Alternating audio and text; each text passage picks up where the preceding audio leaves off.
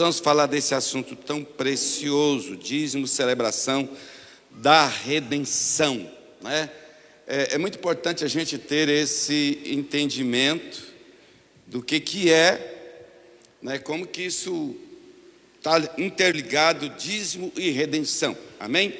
Coloca para nós, vamos ler aí Malaquias 3, a partir do versículo de número 6, né? Malaquias 3, versículo 6 diz assim: porque eu, Senhor, não mudo, por isso vós, ó filhos de Jacó, não sois consumidos. Desde os dias de vossos pais vos desviastes dos meus estatutos e não os guardastes. Tornai-vos para mim e eu me tornarei para vós outros, diz o Senhor dos Exércitos.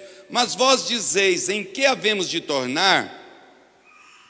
Roubará o homem a Deus? Todavia vós me roubais e dizeis: em que te roubamos? Nos dízimos e nas ofertas. Com maldições sois amaldiçoados, porque a mim me roubais, vós a nação toda. Trazei todos os dízimos à casa do tesouro, para que haja mantimento na minha casa. E provai-me nisto, diz o Senhor dos Exércitos, se eu não vos abrir as janelas dos céus e não derramar sobre vós bênçãos sem medidas. Versículo 11.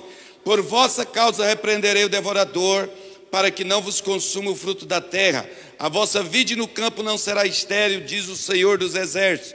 Versículo 12. Todas as nações vos chamarão felizes, porque vós sereis uma terra deleitosa, diz o Senhor dos Exércitos. Até aqui está muito bom. Queridos, isso aqui é uma coisa tão impressionante. Eu fui criado no lar evangélico, eu aprendi sobre dízimo desde criança. Quando eu era bem criança mesmo, eu lembro de ter engolido uma moeda, porque era o que a gente recebia do meu pai, da minha mãe, todos os dias, quando a gente ia para o culto.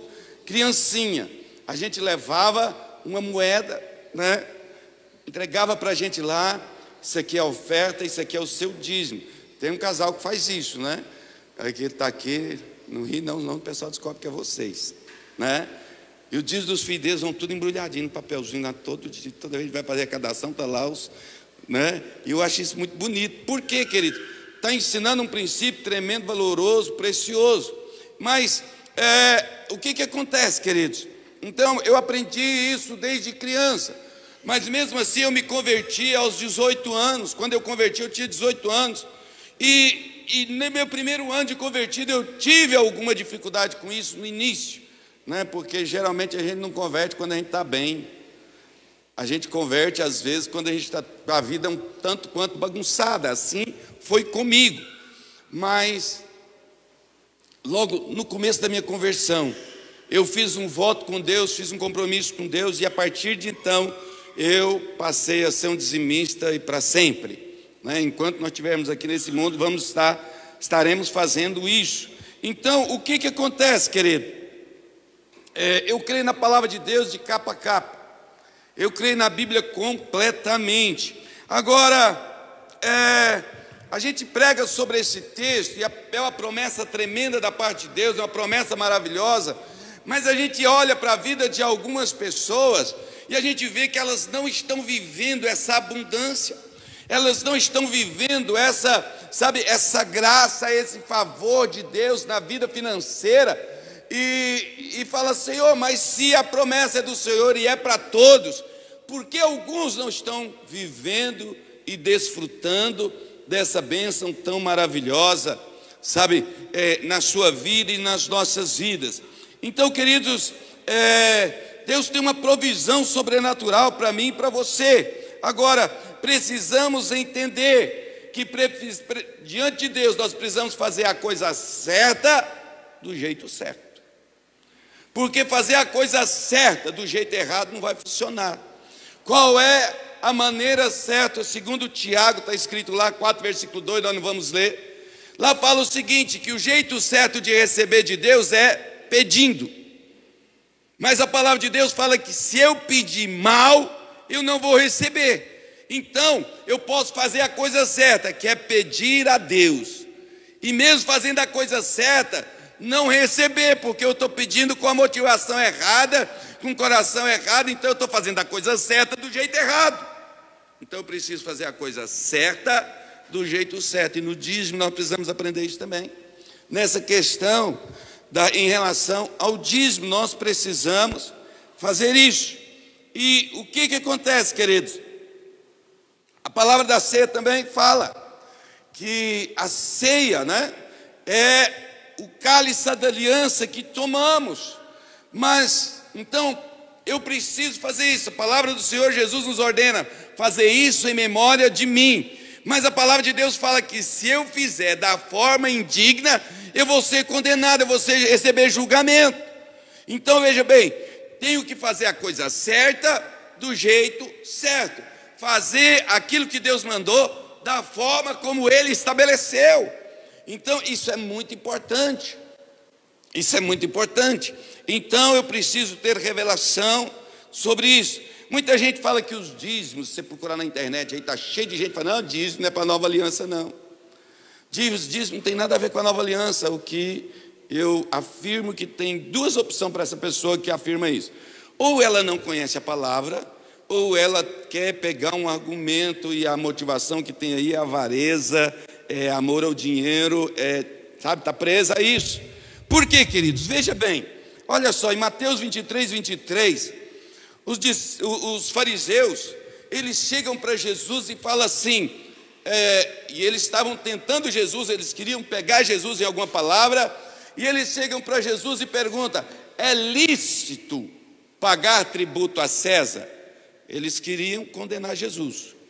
E Jesus poderia falar assim, não é justo, está certo, pagar o imposto a César. Se ele disse isso, respondesse isso, Jesus já tinha resolvido a questão da pergunta que eles fizeram. Mas qual é a resposta de Jesus?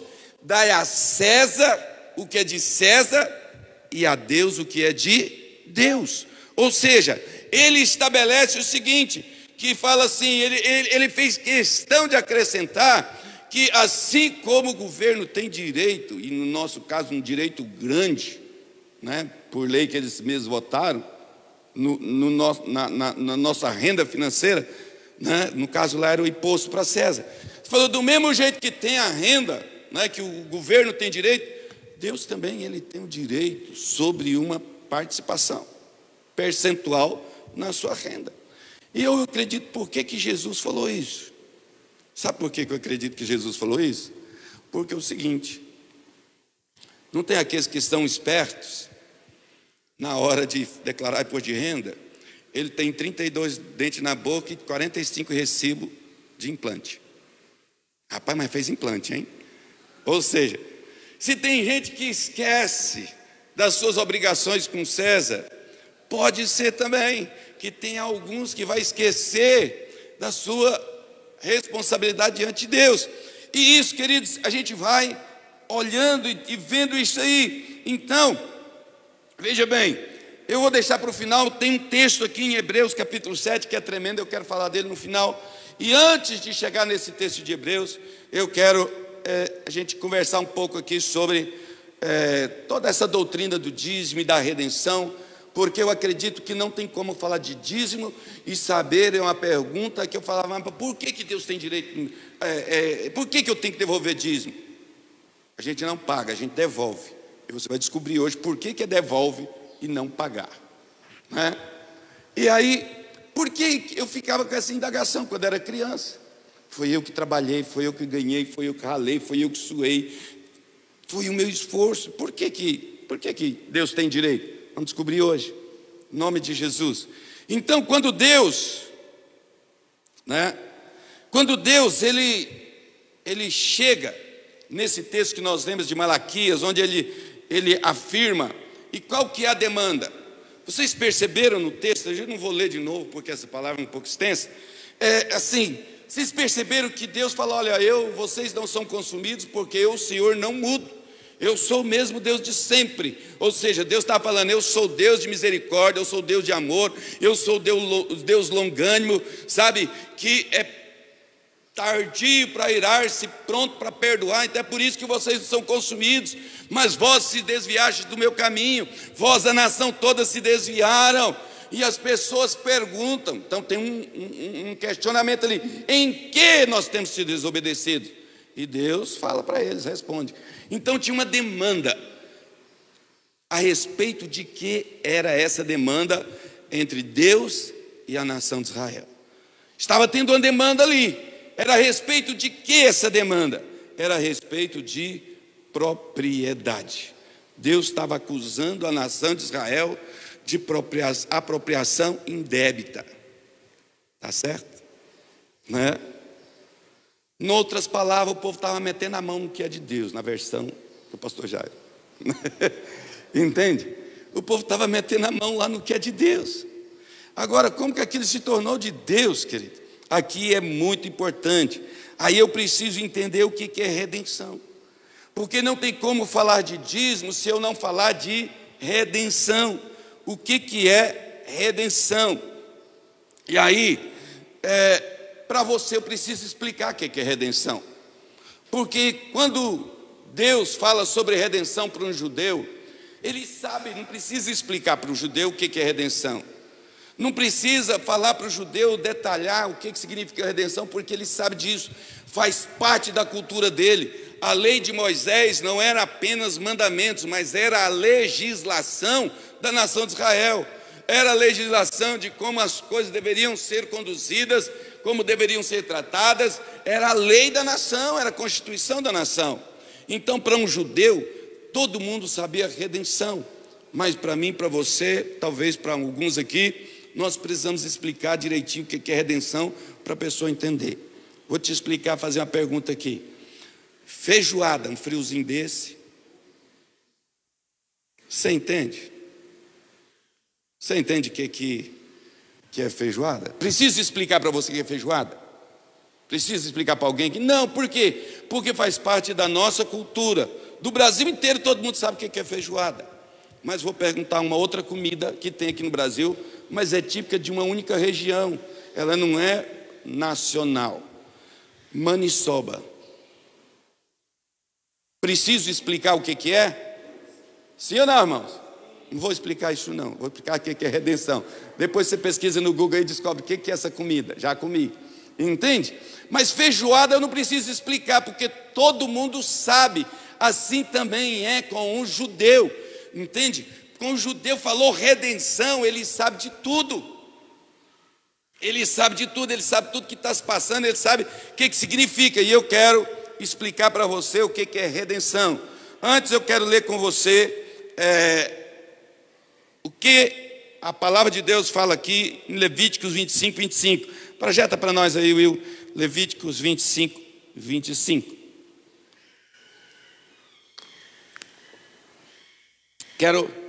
Se o teu irmão empobrecer e vender alguma parte da sua possessão, então virá o seu resgatador ou o seu remidor, seu parente, e resgatará o que o seu irmão vendeu.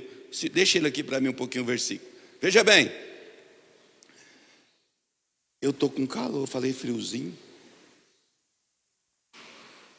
Se alguém quiser me ajudar aqui, eu agradeço. Estou até aqui, ó. Estou começando a brilhar. Mas é de suor. Olha só. Se o teu irmão empobrecer e vender alguma parte da sua possessão, seja parcial ou seja ela toda, então virá o seu resgatador, seu parente, e resgatará o que o seu irmão vendeu. O que a Bíblia está dizendo? E como que funcionava? Não vou ler toda a lei, porque é mais extenso e nós não terminamos essa reunião. O que acontece?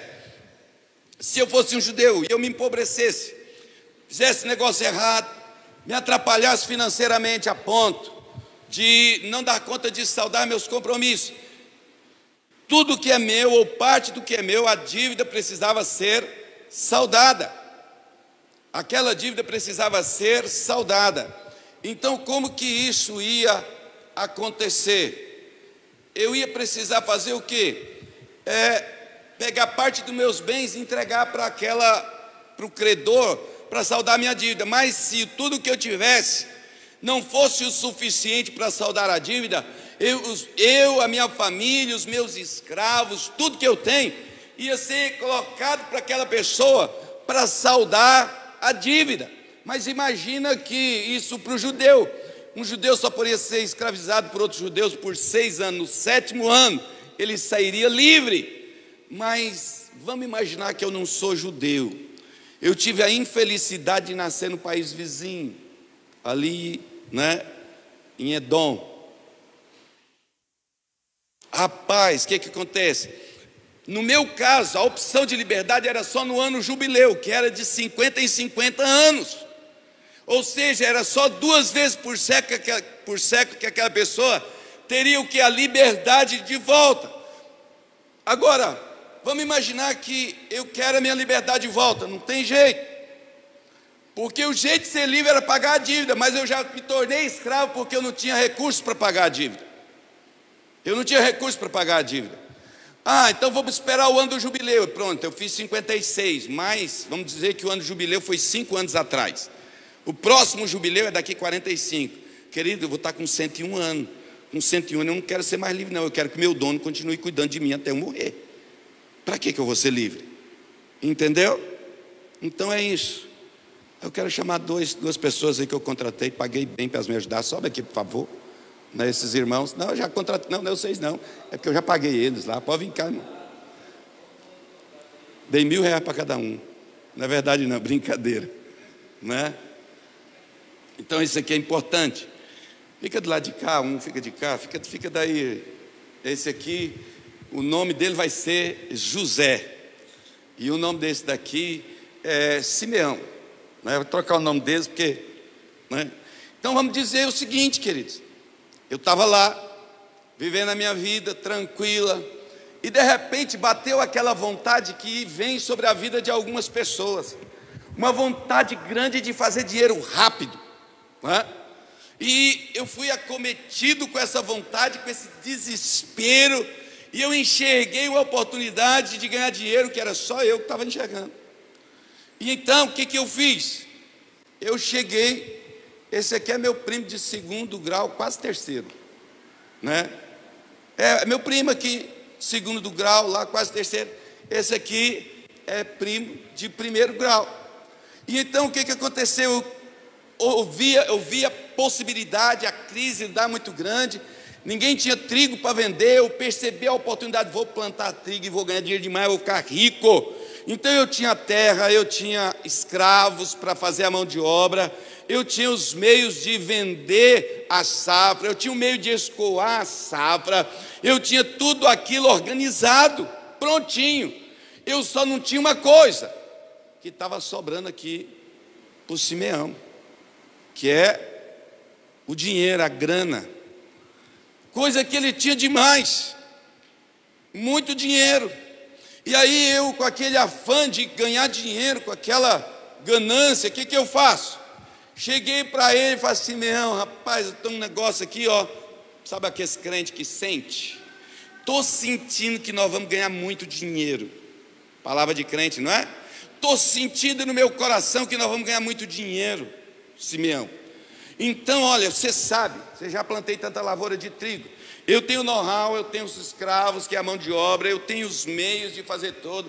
Eu tenho aquele pessoal que compra de mim, eu já tenho a parceria com eles. Eu só estou faltando aquilo que você tem de sobra, o financiamento, o dinheiro. Então eu queria muito assim que você entrasse nessa sociedade comigo, nós vamos rachar de ganhar dinheiro. E o Simeão fica me olhando com essa cara desse jeito aí, ó. Está olhando e fala, né? Ele está olhando assim, né? De jeito, põe a mão para trás. Estou entendendo. Simeão é um empreendedor, homem próspero, rico. O que ele diz para mim? Ele fala assim: Jairo, eu não cheguei na posição que eu cheguei correndo risco. Você está enxergando uma grande possibilidade de ganhar dinheiro, mas eu estou vendo uma grande possibilidade de problema. Eu não quero isso para mim. Eu não vou entrar, eu não preciso correr esse risco. Então eu não vou te emprestar esse dinheiro. Mas eu, naquela ganância, né, naquele desejo de fazer dinheiro rápido, eu falo: que é isso, rapaz? Isso é a oportunidade de Deus. Eu não te disse que eu estou sentindo no coração de ganhar esse dinheiro, rapaz? E Deus me deu aqui, mandou, Deus que me mandou. Bota Deus no meio, tem uns irmãos que fazem isso. Para você ganhar muito dinheiro, rapaz, você vai ganhar muito dinheiro. E eu insistindo com ele, e ele fala o seguinte: deixa eu te dizer, já te disse, vou repetir. eu não cheguei nessa posição onde eu estou correndo risco. Se você quiser, e já que você tem tanta certeza que você vai ganhar muito dinheiro, eu posso te emprestar o dinheiro, mas não serei seu sócio. O que é a bagatela de 20% de juro para quem vai ganhar tanto dinheiro como você vai ganhar? Eu, no desespero, não penso direito, a ganância cega os olhos e eu aceito. E eu pego o dinheiro dele e vou lá plantar o trigo. O que acontece? Quando era para chover, deu sol. Quando era para dar sol, caiu chuva.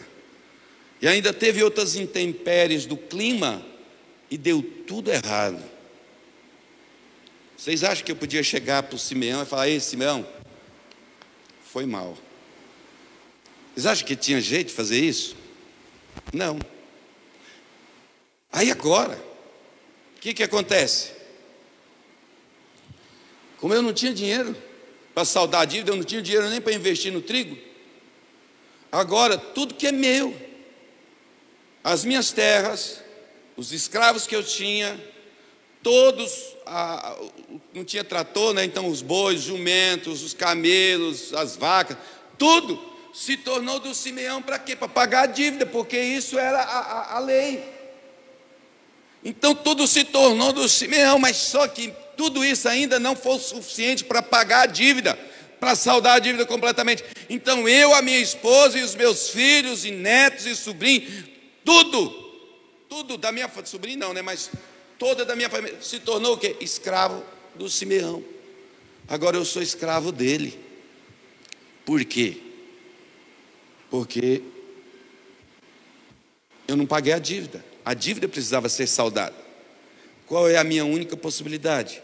Esperar o ano do jubileu, que eu ia chegar só com 101 anos, então não quero. Juntar dinheiro não tinha jeito, eu era escravo. Então a minha única chance é ser resgatado, como diz o texto, o teu parente, teu irmão próximo. E aqui o meu primo primeiro, eu fui primeiro com ele. Antes de ir no meu primo lá de quase 3º grau, eu tinha chegado aqui no José, que também é meu primo primeiro. Só que quando eu cheguei aqui, José, meu primo primeiro, mais próximo, me conhecia. E de cara ele falou: não vou entrar nessa aí, essa é uma roubada, você não vou ser cúmplice dessa loucura que você está fazendo. E aí eu falei: não, José, o negócio vai ser bom, nós vamos ganhar muito dinheiro. E José falou: rapaz, toma juízo, olha o que você vai fazer com a sua vida e com a sua família, preste atenção, eu não vou participar disso. Eu apelei com ele e falei: você não quer, tem quem quer. E foi nisso que eu fui atrás do Simeão. Obrigado, vamos aplaudir Jesus na vida dele? É porque se desenrolar aqui agora, alguém pode não gostar, então eu não quero que... Por isso até que eu mudei o nome deles. O que acontece? Agora eu estou nessa situação. Meu primo José me avisou, tentou me abrir os olhos. E agora está eu e a minha família sem nada e escravo do Simeão. Só que eu, a minha família, os meus bens, os meus escravos, as minhas terras, tudo que passou para a mão de Simeão ainda não pagava a dívida.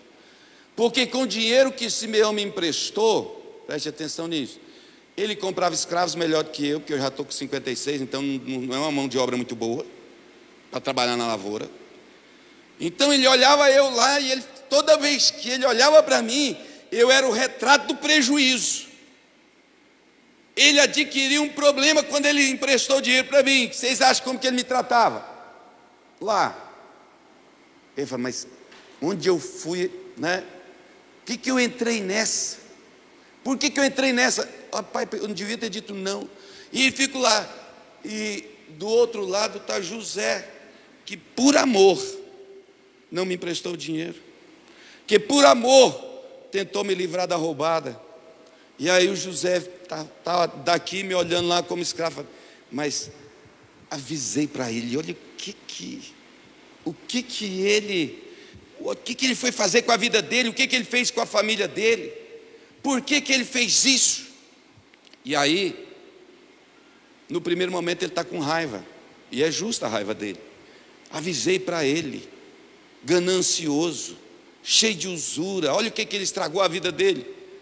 Mas aí passou um ano, eu já estou até magrinho de tanto trabalhar. E ele olha para mim, eu, a família toda, né, com aquela pele toda rachada de trabalhar no sol 12 horas por dia na roça. Aí o coração dele não é que vai amolecendo, vai desendurecendo. Ele estava duro de raiva, agora ele vai voltando ao normal. E ele é meu primo, e ele olha o sobrinho dele, ele olha a cunhada dele, lá o primo, não é cunhada, né, os parentes lá. E chega o ponto que o José é muito mais rico do que o Simeão, mas muito mais rico. Então o que ele faz? Ele chega para o Simeão e pergunta: ô Simeão, quanto é que meu primo te deve? O Simeão é um de negócio. O que ele vai dizer? Naquela época era tanto, mas depois de 2 anos, com o juro, correção monetária, né? Agora ele já está mais velho, já está com 58, então agora é tanto. O José pega, enfia a mão no bolso e paga a dívida. Toda a minha dívida que eu tinha com o Simeão desaparece ali. Todos os jumentos, os camelos, as vacas, os escravos, tudo que estava no poder de Simeão, deixa de ser de Simeão agora. Deixa eu te perguntar, eu estou livre, irmãos? Não, eu só mudei de dono. Quem me comprou agora foi o José. E agora, minha família, os meus bens, tudo agora é de quem? É do José. Mas pastor, não é trocar 6 por meia dúzia, deixar de ser escravo de um para ser escravo do outro? Não é 6 por meia dúzia. Qual é a vantagem? Preste atenção nisso. Eu, aqui, estava sendo tratado como escravo. Agora com o José, que é meu parente próximo, ele vai me tratar como um membro da família e não como escravo. Então o sofrimento que eu tinha lá como escravo, eu não vou ter mais. Agora eu sou membro da família. Preste atenção. Tem gente que fala assim: eu sou crente, eu sou livre. Livre de quê? Jesus comprou todos nós. E isso é resgate.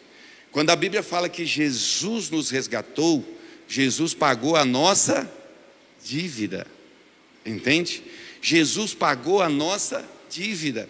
Então, antes, lá, eu sofria, porque eu era tratado como escravo. Mas agora aqui, junto com José, que é muito rico, eu sou tratado como um membro da família.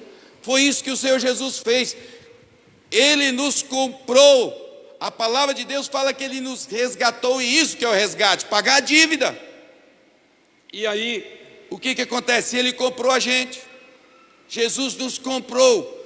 E a palavra de Deus fala que nós não somos mais tratados como escravos, mas somos tratados como filhos. Posso ouvir amém? Amém. Então veja, antes eu era escravo, eu fui resgatado. Alguém foi lá e pagou toda a minha dívida. E é isso que é graça, querido. Ele pagou toda a nossa dívida, estamos livres de viver como escravos, mas somos escravos do amor de Deus. Diga amém. Agora nós pertencemos a outro Senhor, nós temos um outro dono, e isso é extremamente é muito importante, né? A gente ter esse entendimento. Olha só o que diz aí Efésios 1:7, coloca aí para nós, por favor. Efésios 1:7 diz o seguinte: do qual temos a redenção pelo seu sangue, a remissão dos pecados, segundo a riqueza da sua graça. Ou seja, Jesus pagou a gente. Qual foi a moeda de troca que Jesus nos resgatou? O seu sangue, a sua vida. Ele deu, Ele comprou, nós fomos resgatados. Olha só, querido, não tem outra maneira de ser resgatado, só o Senhor. Homem nenhum pode conquistar a sua salvação. Homem nenhum pode resgatar o outro. Olha o que diz no Salmo 49, versículos 7 e 8. Coloca para nós. O irmão, como se eu fosse resgatar uma outra pessoa, não consigo. O irmão verdadeiramente, ninguém pode remir, nem pagar por ele a Deus o seu resgate. Por quê? Pois a redenção da alma deles é caríssima e cessará a tentativa para sempre. Por que que nós não podemos resgatar outro? Porque nós também éramos escravos. Todo mundo que nasceu na escravidão do pecado, no reino das trevas. Por quê? Quando o homem aceitou, lá no Éden, pecou, e ele se tornou, ele entregou tudo que ele tinha para o diabo, ele se tornou escravo. E todo mundo que nasce, a herança, os filhos do escravo, não era escravo também? Assim foi toda a geração. Por isso que Deus enviou Jesus, seu filho, sem pecado, nasceu como homem, semelhante a nós. Para quê? Para nos resgatar. Então eu preciso entender, eu preciso ter revelação que o Senhor, Ele nos comprou, sabe? 1 Pedro 2,19, olha aí o que diz: vós, porém, sois nação santa, povo escolhido, povo de propriedade. Coloca aí para nós, Will, por gentileza. 1 Pedro 2,19, isso mesmo. Está lá. 2 Pedro. Só um pouquinho para frente aí. 2 Pedro 2,9, querida. 1 Pedro 2,9. É a minha anotação que está com um umzinho aqui que não devia estar aqui. 1 Pedro. Vós, porém, sois raça eleita, nação santa, povo de propriedade exclusiva de Deus. Vós, porém, sois raça eleita, sacerdócio real, nação santa, povo de propriedade exclusiva de Deus. Ou seja, tem um dono. Tem um dono. É muito importante você saber que você tem um dono, que você não é seu mesmo. Quando o pessoal fala, você não manda nem no seu nariz, é verdade. É sem ofender ninguém. Entende? Então está falando que o Senhor, Ele comprou a cada um de nós. E agora eu preciso ter revelação. Quando Jesus morreu na cruz, lá em Colossenses 2, versículo 14, ele fala que o escrito de dívida, pode colocar para nós, o escrito de dívida que era contra nós, Jesus, tendo cancelado o escrito de dívida que era contra nós e que constava de ordenança, o qual nos era prejudicial, removeu inteiramente, cravando na cruz. Ou seja, quando Jesus estava morrendo na cruz, ele estava pagando a dívida. Versículo 15, olha só: e despojando os principados e as potestades, publicamente o expôs ao desprezo na cruz. Agora preste atenção, o que é despojo? O que é despojo? Despojo é aquilo que, quando um exército guerreia contra o outro, o exército vencido, tudo que pertencia àquele exército que foi vencido passa a ser do vencedor. Quando Jesus venceu o império das trevas na cruz, venceu o diabo na cruz, o que tinha na mão do diabo que interessava o Senhor Jesus? A minha alma e a sua alma. Então qual é o despojo aqui? Né? Qual é o despojo que o Senhor praticou? Qual foi o despojo que Ele pegou lá na cruz? Foi eu e você. É a sua alma e a alma de todo aquele que reconhece o Senhor Jesus. Jesus comprou toda a humanidade, mas quem reconhece isso vai ser atribuído a Ele. Então isso é tão importante, querido.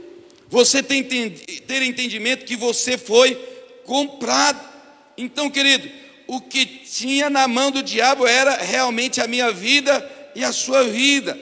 E o Senhor pode o quê? De maneira tremenda Ele pegar para Ele, mas Ele é tão amoroso, sabe, querido, que a gente precisa ter essa revelação, a gente precisa ter esse entendimento.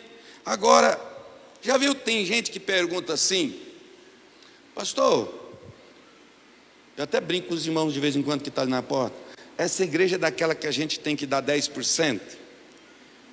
Né? Essa igreja tem que dar 10%? Não, não tem. Não, mas eu ouvi dizer que lá, que vocês ensinam aí, que 10% da renda é do Senhor. Não, a gente não ensina isso. Se você pensa que a gente ensina isso, você está errado. Tudo é do Senhor. Você, sua família, seus bens, sua casa, tudo é do Senhor. O Senhor te resgatou completamente. Ele não comprou 10% de você. Entende? Jesus comprou você por inteiro. Você por completo. Entende? E isso é muito importante. Deus, Ele comprou para você completamente. Agora, quanto que custa o reino de Deus? Tem gente que fala assim, é de graça. Não, não é de graça, é pela graça. Coloca para nós aí, Mateus 13, 44 e 45, olha aí. O reino de Deus é semelhante a um tesouro oculto do campo, o qual certo homem, tendo achado, escondeu, e transbordante de alegria, vai, pega 10% do que tem e compra aquele campo. É isso que está escrito, irmãos? Vai e vende tudo que tem. Então o reino de Deus custa tudo que você tem, porque Deus te comprou por inteiro. Ele resgatou você por inteiro. Isso é tremendo, você vai ver daqui a pouco. Olha só, versículo 45. O reino dos céus é também semelhante a um que negocia e procura boas pérolas. 46. E tendo achado uma pérola de grande valor, vai, vende tudo que possui e a compra. Então o reino de Deus custa tudo que eu sou e que eu tenho. Então eu preciso ter a revelação disso, entende? E isso é tremendo, querido. Agora, como que entra no reino de Deus? Quando nós entendemos que Deus é dono de tudo, é Senhor da nossa vida, é Senhor da nossa vida. Quando nós reconhecemos isso, como diz lá em Romanos 10, versículo 9 e 10, se em teu coração creres que Deus ressuscitou Jesus dentre os mortos, sabe, com a sua boca confessar Jesus como Senhor. Não está escrito na Bíblia para você confessar Ele como Salvador. Mas peraí, pastor, Ele não é Salvador? Ele é Salvador. Se você confessa Ele como Senhor, a salvação é atribuída a você, o resgate é atribuído para você, e então você se torna salvo. E então Ele é Salvador. Mas no ato, no trâmite de receber a salvação, eu preciso confessar Ele como Senhor, como dono. É me curvar diante dEle e falar: o Senhor é meu dono. Eu reconheço, Tu és o meu Senhor. Às vezes a gente pensa em Senhor aqui, a criança falando para o pai: sim, Senhor. Falando para a polícia que parou: sim, Senhor, não, Senhor. Então a palavra de Senhor no português é fraca, mas no original a palavra diz amo, ou seja, dono. Então eu preciso reconhecer, para ser salvo, eu preciso reconhecer Jesus como meu dono. Ele é meu dono, Ele é meu Senhor. Por que Ele é meu dono? Porque Ele comprou, porque Ele me resgatou, Ele me comprou. E isso é tão importante, querido, a gente ter revelação. E aí, queridos, é tão assim, estou citando os textos para você ver que realmente você foi comprado. Estamos trabalhando aqui com a redenção, e daqui a pouco vamos chegar lá no o correlacionamento aqui com o dízimo. O Senhor, Ele poderia, para obrigar as pessoas a entender e a obedecer a Ele, poderia tocar o terror. Paulo poderia usar vários argumentos. E usar o texto de Apocalipse lá, que fala que fora ficam os cães, fica esse, isso é uma série de pecados. Outras pessoas Deus poderia usar o texto lá de Efésios e falar: olha, não deis lugar ao diabo, presta atenção. Ele vai entrar na tua vida, vai acabar com a tua vida, vai acabar com você. Mas olha só o que diz aqui em 1 Coríntios 6, versículo 19. Coloca aí.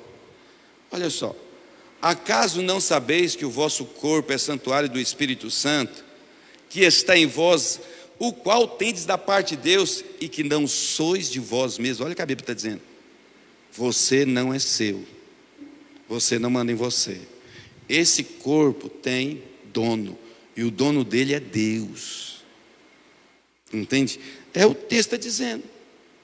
E aqui, se você ler o versículo anterior, ele está falando de pecados, todo tipo de pecado na área sexual, né? O texto lá, no original, que ele fala aqui, né, para que nós não vivemos na impureza do pecado, é porneia, de onde vem pornografia, aquela coisa toda. É o termo no original, no grego. E aí, querido, olha o que diz aqui, né, o versículo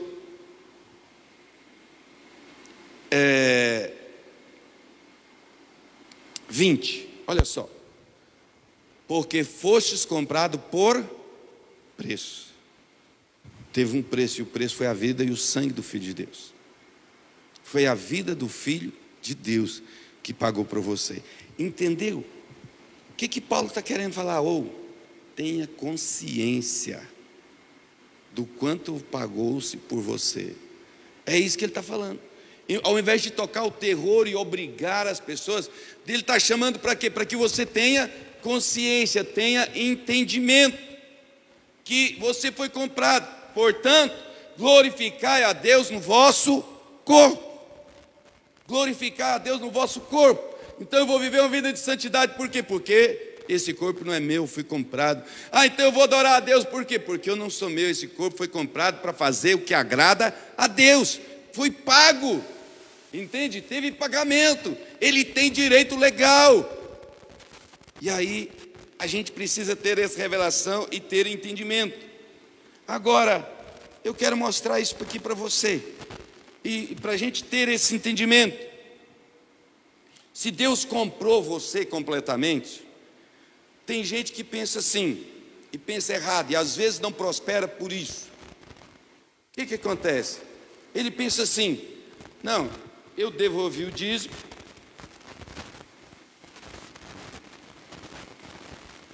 eu devolvi 10% para Deus, os 90% eu faço o que eu quero. E aí que ele erra. Os 90% que Deus deixa você ficar com ele é de Deus também. Você é só um mordomo. Mordomo não é uma palavra muito habitual da nossa cultura. Você é só um gerente. Deus deixou 90% na tua mão para você gerenciar. Posso fazer o que eu quero e gastar de qualquer jeito? Não. Como que você honra a Deus?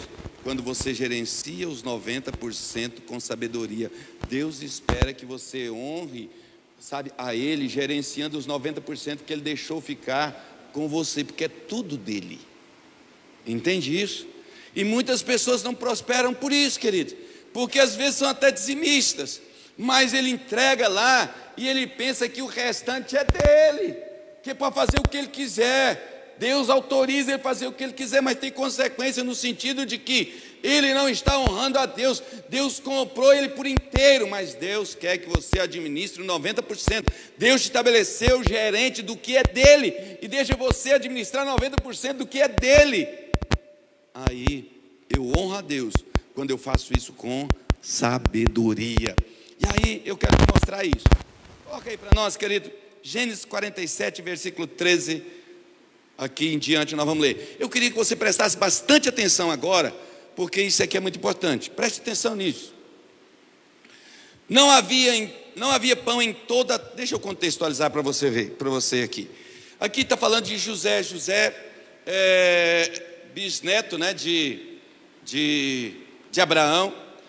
E agora, o que acontece com José? José, os irmãos dele foram tomados de inveja, venderam ele para os midianitas, os midianitas venderam ele para Potifar. Ele na casa de Potifar, a mulher dele de Potifar interessou por ele, ele não quis. Ela inventou uma mentira, ele foi parar na prisão. Lá na prisão, ele interpretou o sonho do padeiro-chefe e do copeiro-chefe do faraó. E como ele interpretou, assim aconteceu. Passado 2 anos, o faraó teve um sonho, ninguém conseguia interpretar. O copeiro-chefe, que não morreu, lembrou de José e falou de José, que José tinha capacidade de interpretar sonhos. Foi chamado à presença do rei. O rei contou o sonho para ele, que ele via 7 vacas magras, e depois subia sete vacas gordas, e depois subia 7 vacas magras, consumia as 7 vacas gordas e a aparência continuava do mesmo jeito. Tornou a sonhar, e ele via 7 espigas cheias, bonitas, bem granadas, e depois subia 7 espigas de milho, crestada do vento oriental, mirradas, e elas comiam as espigas de milho, né, bonitas, e continuavam feias do mesmo jeito. E então José ele interpreta o sonho e diz para Faraó: Faraó, o teu sonho é um só. Teu sonho é um só. Deus te mostrou o que vai acontecer. Teremos 7 anos de grande fartura, de grande abundância em toda a terra, na terra do Egito. E depois se seguirão 7 anos de fome, que ninguém vai se lembrar do tempo de abundância. Então Faraó diz, José para Faraó: se parecer bem ao Senhor, contrata um homem sábio e inteligente, e estoca alimento no tempo da fartura, para que o povo não pereça na época da fome. O que aconteceu? Faraó disse para José: está contratado, é você mesmo, você é o cara, você que nós vamos contratar. E contratou José, e José fez isso. Já havia passado esse texto aqui, que nós vamos ler, já tinha passado os 7 anos de fartura, e aqui está no período dos 7 anos de fome. Vamos ler então. Não havia pão em toda a terra, porque a fome era muito severa, de maneira que desfalecia o povo do Egito e o povo de Canaã por causa da fome. Versículo 14. Então José arrecadou todo o dinheiro que se achou na terra do Egito e na terra de Canaã, pelo cereal que compravam, e o recolheu à casa de Faraó. Já pensou, não tinha dinheiro mais em circulação? Faraó resgatou todo o dinheiro do país e do país vizinho também. Tendo-se acabado, pois, o dinheiro na terra do Egito e na terra de Canaã, foram todos os egípcios a José e disseram: dá-nos pão, porque haveremos de morrer na tua presença, porquanto o dinheiro nos falta. Verso 16. Respondeu José: se vos falta o dinheiro, trazei o vosso gado, em troca do vosso gado vos suprirei. E trouxeram o seu gado a José, e José lhes deu pão em troca de cavalos, de rebanhos, de gados, de jumentos, e o sustentou de pão aquele ano em troca do seu gado. Ou seja, comprou todos os animais, tudo aquilo que era usado para fazer a lavoura, foram comprados. Versículo 18. Findo aquele ano, já não tinha dinheiro o povo, e eles já não tinham gado. Findo aquele ano, foram a José no ano próximo e lhe disseram: não ocultaremos a meu senhor que se acabou totalmente o dinheiro. O meu senhor já possui os animais, nada mais nos resta diante de meu senhor, senão nosso corpo e a nossa terra. Versículo 19. Aí eles falaram: gente, nós vamos ter que voltar aqui, né? Nós viemos aqui o ano passado com dinheiro, agora nós viemos aqui, negociamos os nossos animais. Ano que vem nós vamos ter que voltar de novo, vamos fazer logo esse negócio aqui, vamos passar tudo para Faraó, tanto a nossa terra como nós mesmos como escravos. Aí eles dizem: por que haveremos de perecer diante dos teus olhos, tanto nós como a nossa terra? Compra-nos a nós e a nossa terra, a troco de pão, e nós e a nossa terra seremos escravos de Faraó. Dá-nos semente para que vivamos e não morramos, e a terra não fica deserta. Então veja bem, Faraó, José comprou para Faraó tudo que eles tinham. Então qual era a lógica desse pessoal? É melhor ser escravo vivo do que livre e morto, não é? Essa é a lógica. É melhor ser escravo vivo do que ser livre e morto. E isso que eles fizeram. Olha o versículo 20. Quero que você preste atenção, pensa junto comigo. Assim comprou José toda a terra do Egito para Faraó, porque os egípcios venderam cada um seu campo, porquanto a fome era extrema sobre eles, e a terra passou a ser de Faraó. Versículo 21. Quanto ao povo, ele o escravizou de uma outra extremidade da terra do Egito. Versículo 22. Somente a terra dos sacerdotes, os sacerdotes eles tinham a porção e não foram sustentados por Faraó. Preste atenção, ele escravizou todo mundo, de uma parte à outra. Então tudo agora no Egito era de Faraó, tudo pertencia a ele, tudo. Então, de quem era a terra, irmãos? É uma pergunta. De acordo com o texto, nós lembramos de quem que era a terra? De quem que era a mão de obra? De quem que era a semente? Tudo era de Faraó, não era? Então vamos ler aqui o versículo de número 23 e 24. Então disse José ao povo: eis que hoje vos comprei a vós outros e a vossa terra para Faraó. Aí tem de semente, semear a terra. Versículo 24. Agora preste atenção aqui. Das colheitas darei 1/5 a Faraó, 20%. E as 4 partes serão vossas, para a semente do campo e para o vosso mantimento, e dos que estão na vossa casa, para que comam as vossas crianças. Segura aí no 24. Veja bem, Faraó tinha comprado tudo. Tudo era de Faraó. E aí, Faraó, por meio de José, põe eles para trabalhar na terra deles, deixa eles lá e fala: vocês vão dar 20% para Faraó e vão ficar com 80%. Preste atenção nessa pergunta. Você acha que alguém levantou e falou: ladrão, está querendo ficar com 20% do que é nosso? Vocês acham que alguém fez isso? Sim ou não? De jeito nenhum, queridos. De jeito nenhum. Agora, eu pergunto para você: por que você acha que José pediu 20%? Será que porque tinha que manter a casa de Faraó? Será que é porque tinha que manter a corte de Faraó?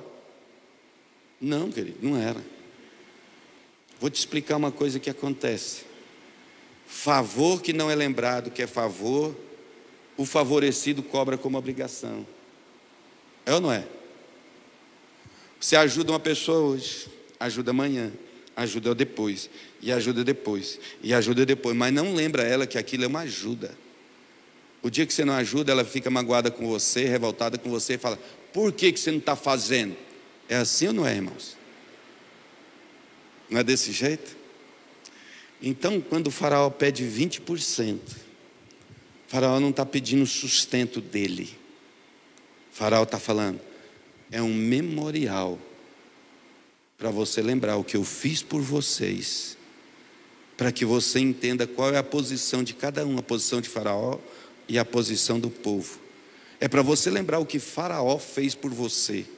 Não escravizou, não queria escravizar ninguém, porque ali escravo é porque a palavra servo, né, a tradução literal é escravo, né? Tem gente que quer dar uma assim de espiritual, servo do Deus vivo, pensa que é espiritual. Não, é só escravo mesmo.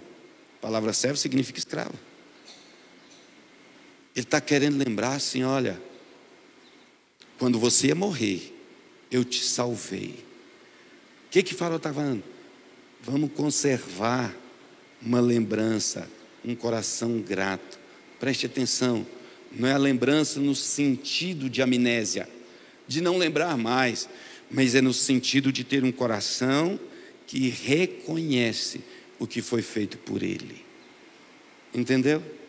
Era isso que Faraó estava fazendo aí. Então, com certeza, ninguém ficou chateado. Agora olha o versículo 25. Responderam a eles, olha o que o povo respondeu para José: a vida nos tem dado, achemos mercê perante meu senhor e seremos escravos de Faraó. Traduzindo para a linguagem de hoje, sabe o que ele está dizendo? É bom demais, desse jeito dá gosto de ser escravo de Faraó. Muito obrigado pelo privilégio de ser escravo de Faraó. Entende? É isso que eles estão dizendo. Muito obrigado, Senhor, por esse privilégio. Então veja bem, é muito importante eu ter entendimento disso. Agora, Deus pede 10%. Ele foi lá e fez a mesma coisa comigo e com você. Ele foi lá e comprou você por inteiro e fala: traz 10%, entrega na casa do tesouro, entrega na casa do Senhor. Por que ele fez isso, querido? Porque Deus precisa do meu, do seu dinheiro? Não. Por que Deus está demandando? Lembra lá o texto de Malaquias 4, a partir do versículo 6, que Deus está acusando a nação de Israel de roubar? Porque tudo era de Deus. E Deus não pediu os 25%, Deus falou para dar os 10%. Por quê? Porque Deus sabe que eu e você somos esquecidos. Mas não é só para o sustento da casa do Senhor esses 10%. é para você lembrar. É um memorial para você lembrar o que Deus fez por você. E toda vez que você entrega o dízimo, você está se curvando na prática diante de Deus e está dizendo para Deus: Senhor, eu reconheço que Tu és o meu dono. Eu reconheço o senhorio do Senhor sobre a minha vida. Eu reconheço que o Senhor me resgatou, que eu sou Teu. Entende? Cada vez que você devolve o dízimo, Deus tem muitos meios de manter a casa dele sem os dízimos. Mas quando você devolve o dízimo, você está reconhecendo e lembrando: eu não me esqueci. O meu coração não perdeu o temor. Meu coração não perdeu a gratidão pelo que o Senhor fez por mim. Continuo grato. É por isso que Deus pede 10%, querido. Um memorial. Ou seja, tem tudo a ver com redenção. Agora, isso tem bênçãos na vida da gente, né? Eu fico olhando para você a questão da Páscoa. Preste atenção. Lembra da Páscoa lá? Está lá, se eu não me engano, Êxodo capítulo 12, né? E tem a redenção da Páscoa. A Bíblia fala que mandou as 10 pragas e depois falou, na 10ª praga, falou para toda a nação de Israel passar o sangue nos umbrais da porta. E o que a Bíblia diz? Este será um sinal. Era só um sinal. O sangue lá na porta não protegia coisa nenhuma. Aquilo era um sinal. Porque se protegesse, tinha gente pintando a casa todinha de sangue até hoje. Não só o umbral, tudo. O sangue é só um sinal. Qual era o sinal? Que no futuro, um cordeiro, sem defeito, o cordeiro de Deus, que tinha que ser separado no 10º dia.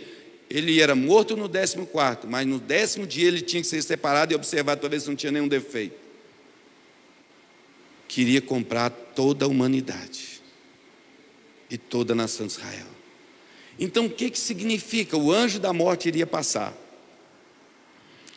Mas toda vez que ele chegava, preste atenção nisso, toda vez que ele chegava diante de uma casa, tinha um sinal: aqui tem dono, aqui você não mexe.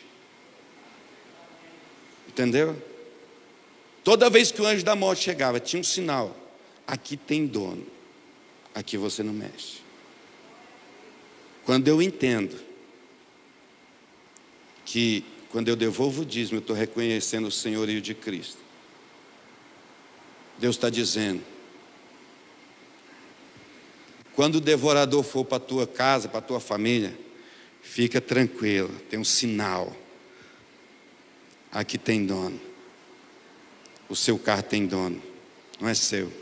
A sua casa tem dono, a sua saúde tem dono, o seu salário tem dono. E agora a briga não é mais com você, é com o dono.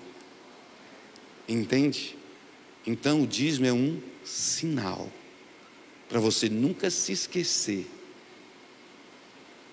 e para o mundo espiritual todo saber que aí tem dono. Entende? Quando você entende isso, querido, é a ceia, não é? Gente, eu fico imaginando Jesus lá na hora da ceia. Vocês vão morrer, vou morrer por vocês todinho, mas preste atenção: todas as vezes que vocês comer o pão e beber o cálice, vocês vão lembrar o que eu fiz por você, e vai guardar esse coração de reconhecimento. Tu és o meu dono, tu és o meu Senhor. Senhor no sentido de dono, amo aquele que manda em mim, aquele que é meu dono. Por que o Senhor me comprou? Ele me comprou e não me trata como escravo. Mas hoje eu posso falar: Abba, Pai. Hoje Ele me colocou como filho na casa dele. Você entendeu? Eu tenho um dono. Então, isso é tão poderoso, querido, porque o Senhor traz isso sobre a minha vida, sobre a sua vida. E isso muda toda a nossa história. Quando você entende redenção, você entende por que você deve devolver 10%. É para você dizer: aqui tem dono. E quando qualquer coisa quer vir para cima de você, tem um sinal. Tem um sinal. Não é mais eu que me defendo. é o meu dono que cuida de mim. Está entendendo isso? Então, quando você entende redenção, quando você percebe isso, a maneira de você se relacionar com Deus, a maneira de você se relacionar com o dízimo, a maneira como você, sabe, se relaciona com as coisas de Deus, muda tudo. E eu falei que eu ia falar no início. Texto de Hebreus, capítulo 7. Coloca aí para nós. Hebreus 7, a partir do versículo 1 ou 2, se eu não me engano. Já estamos encerrando.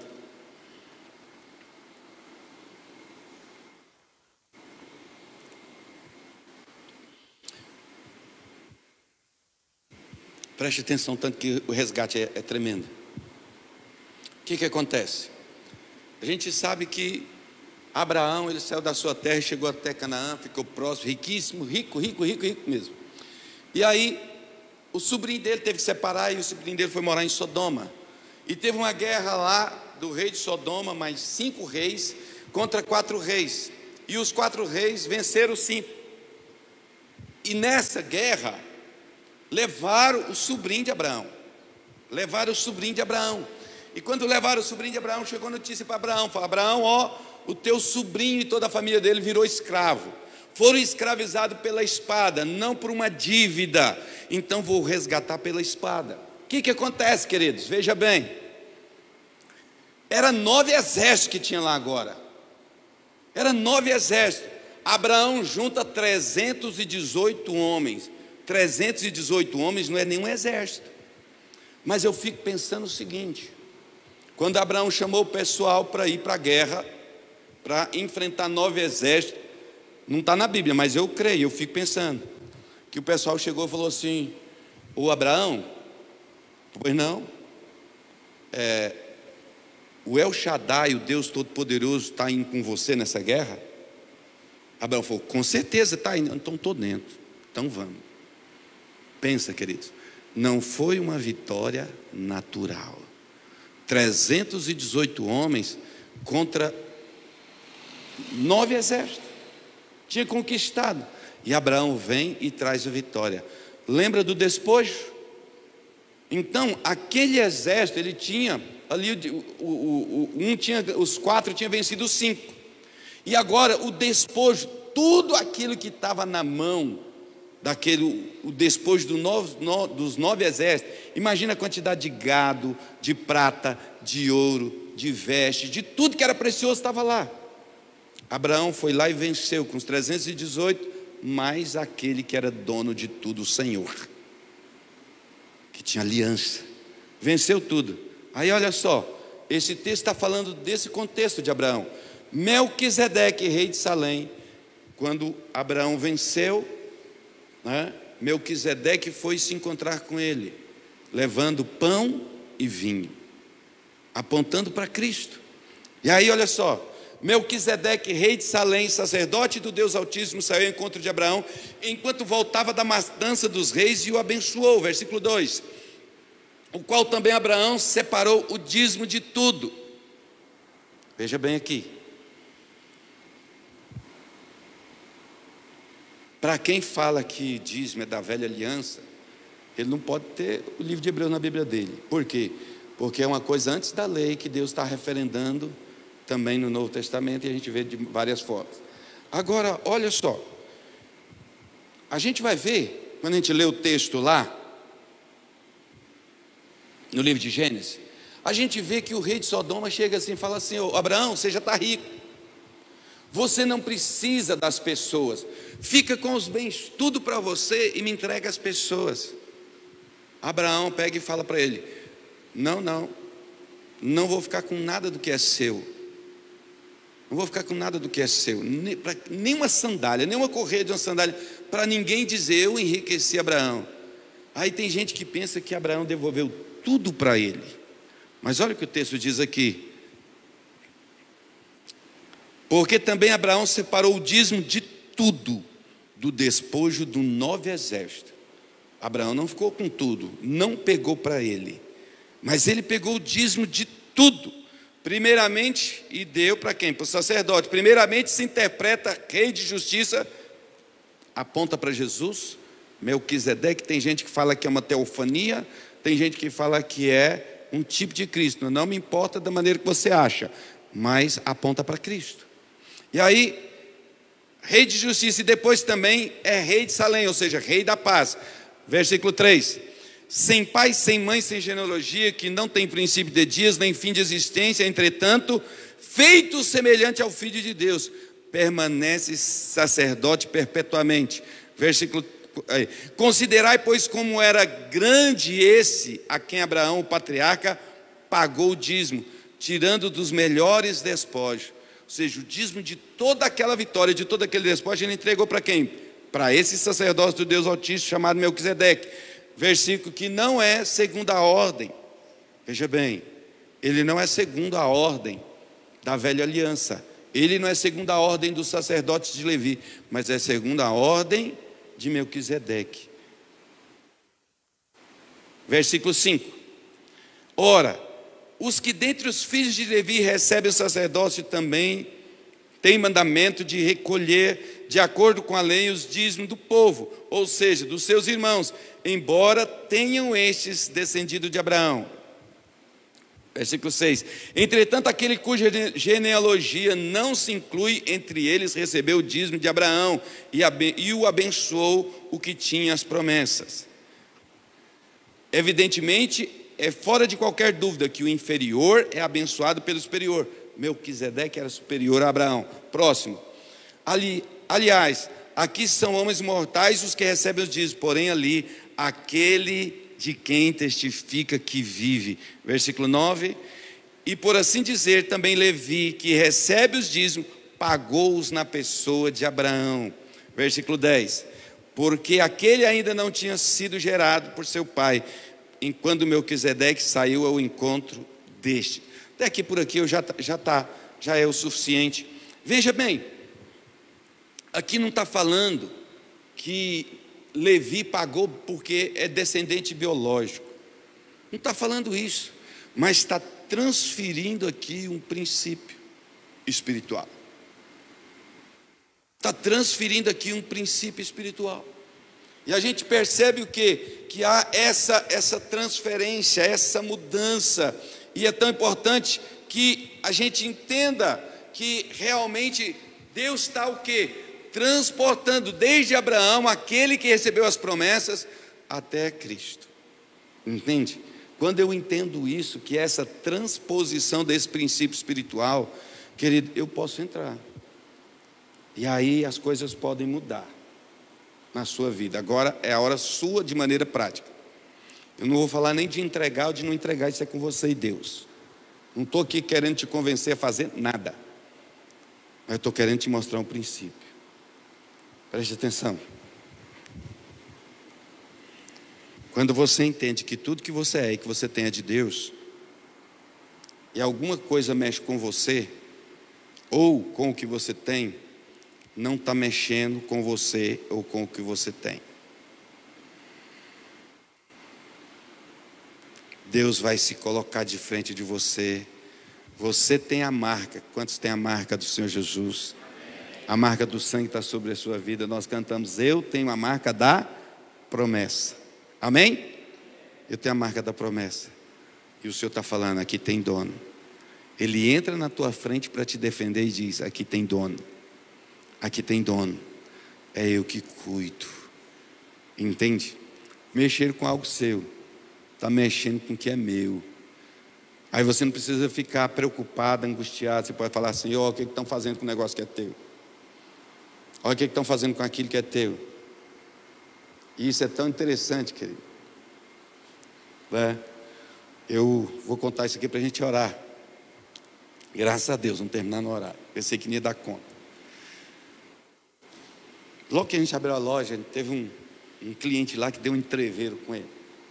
Ele queria que a gente fizesse uma coisa na pressão. Eu falei: não vamos fazer isso, um negócio esquisito lá. Eu falei: não, a gente não trabalha assim, não vai dar para fazer. Ele falou assim: eu vou destruir essa loja. Ninguém nunca mais vai comprar nada aqui. Eu assustei com aquilo. Mas depois, o Espírito Santo falou no meu coração: Ele não tem esse poder. Só eu tenho esse poder. Rapaz, pensa a alegria que inundou meu coração. Deixa eu te dizer, quando você entende isso, que é Deus que cuida de você, você não vai temer as ameaças, você não vai temer as crises. Você vai olhar para o Senhor e falar: eu tenho um dono, é Ele que cuida de mim, eu tenho um Senhor. E eu quero desafiar você, quando você for devolver o seu dízimo, eu estou falando de dízimo, não estou falando de oferta. Quando você for devolver o seu dízimo, levanta ele, põe ele no teu coração, põe no bolso. Quando você for fazer o Pix, fala: Senhor, eu reconheço o teu senhorio na minha vida. Eu reconheço que eu tenho um dono. Eu reconheço que eu tenho aquele que cuida de mim. Eu não sou qualquer um, eu não sou jogado. Tem um Deus que me defende. Me defende porque eu sou dele. Ele me resgatou, ele me comprou por completo. Amém? Sabe, querido, é tão importante. Lembra que eu falei que é importante a gente fazer a coisa certa, do jeito certo? É isso que você precisa fazer. Em relação disso, fazer a coisa certa, do jeito certo. Vamos ficar de pé? Quero chamar o pessoal do louvor aqui. Vamos cantar uma canção.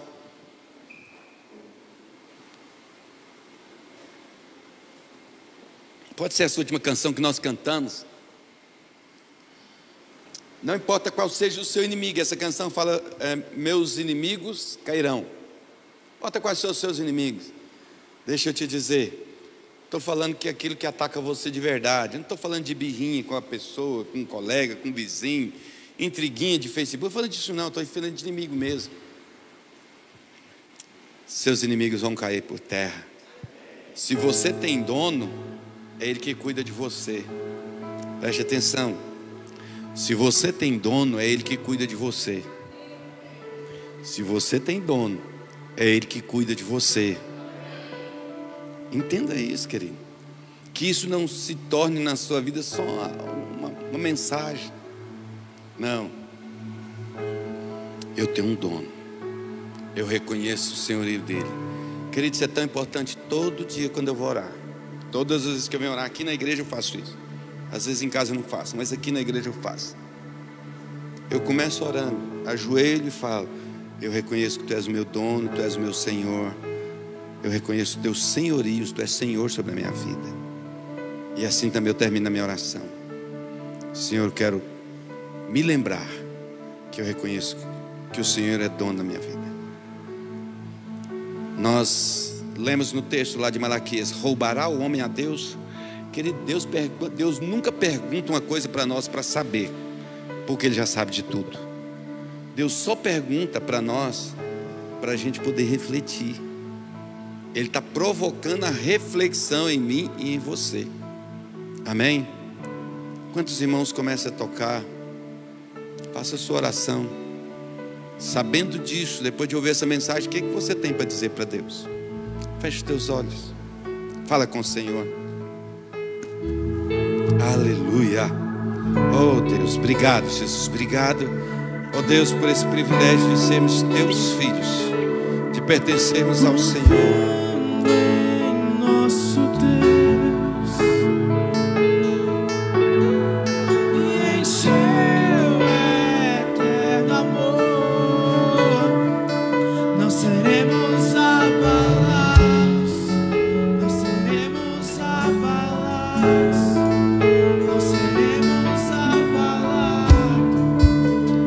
Jesus, reconheço Teu senhorio sobre nós, sobre essa igreja. Na batalha permaneceremos em fé. Se exércitos se virem contra nós, não seremos abalados, não seremos abalados, não seremos abalados. Oh, aleluia. Quando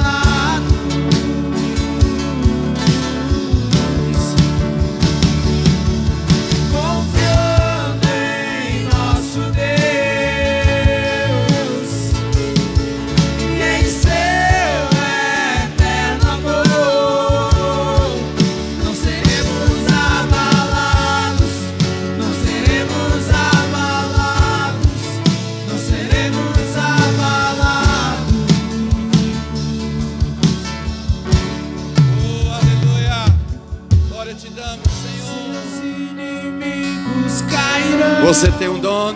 Pois nosso Deus é mais forte. Oh, Ele te trata como filho, Ele te comprou, te colocou como filho, te resgatou. Mais alto nome não há.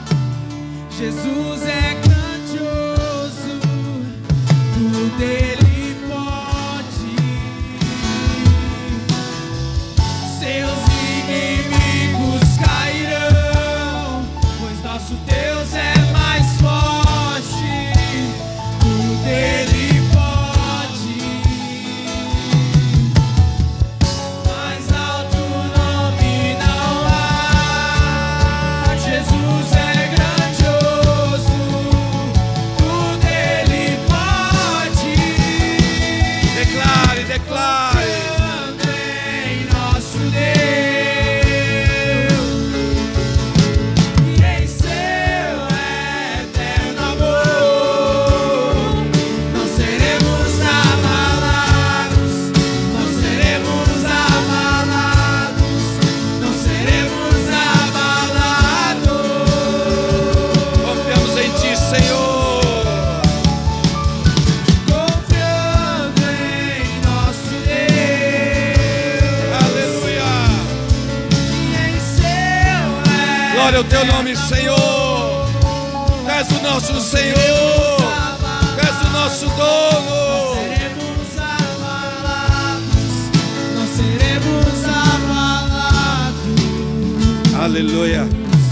Deus abençoe você e sua casa. Tenha um bom domingo e uma boa semana em nome de Jesus. Aleluia.